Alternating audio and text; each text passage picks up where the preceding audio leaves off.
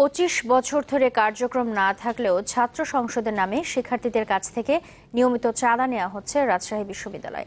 শিক্ষার্থীদের কল্যাণে এই টাকা খরচ করার কথা থাকলেও কোন খাতে তা ব্যয় হচ্ছে তা জানা নেই ছাত্রছাত্রীদের। ছাত্র সংগঠনের নেতাদের অভিযোগ, স্বচ্ছতা ও জবাবদিহিতা না থাকায় রাকসু এখন অচল। তবে উপাচার্য দাবি, বিশ্ববিদ্যালয়ের বিভিন্ন সাংস্কৃতিক সংগঠনের মাধ্যমে ব্যয় হয় রাকসুর টাকা।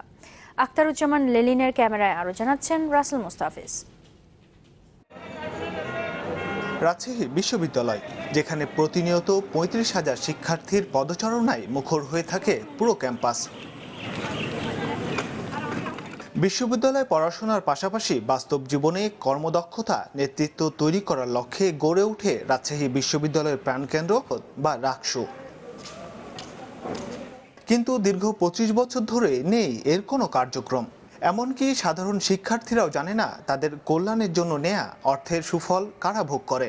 গত 6টা বছর আছি ক্যাম্পাসে, কিন্তু কখনো এরকম এদের কোনো কার্যকলাপ আসে চোখে পড়েনি। আমাদের রাজশাহী বিশ্ববিদ্যালয়ের রাকসু সেরকম এখনো কোনো কার্যক্রম হয় না, এবং হবে কিনা আদৌ সেটা কোনো সম্ভাবনা দেখা যাচ্ছে না। বিভিন্ন ছাত্র সংগঠনের নেতাদের অভিযোগ, স্বচ্ছতা ও জবাবদিহিতাকে ভয় পেয়েই রাকসুকে অচল করে রেখেছে প্রশাসন। রাকসুর একটা ফি আছে, প্রতি বছর ভর্তির সময় এই ফিটা নেওয়া হচ্ছে, কিন্তু এই ফির এই টাকাটা এই অংশগুলো কোথায় যাচ্ছে এটা ছাত্রদের কাছে কোনো জবাবদিহিতা নাই।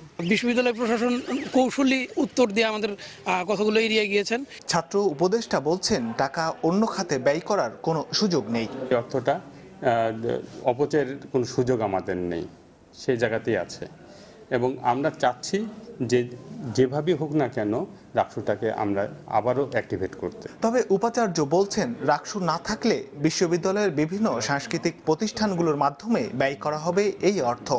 রাকসুর ব্যানারও হয়তো আমরা কিছু কাজ এভাবে করব। যদি রাকসু নাও থাকে তাহলে ছাত্র সংগঠন যে বিভিন্ন বিভাগ আছে তারা যে বিভিন্ন সাংস্কৃতিক সাহিত্য প্রতিযোগিতাগুলো করে সেগুলো আমরা রাকসুর মাধ্যমে করার চিন্তা ভাবনা করছি। রাকসু খাতে গেল বছর শিক্ষার্থীদের কাছ থেকে 30 টাকা করে চাঁদা নিয়েছে বিশ্ববিদ্যালয় কর্তৃপক্ষ। ছাত্র সংগঠনগুলোর দাবি, দীর্ঘ 25 বছরে ফান্ডে জমা হয়েছে প্রায় 1 কোটি টাকা। রাসেল মুস্তাফিজ, চ্যানেল 24, রাজশাহী।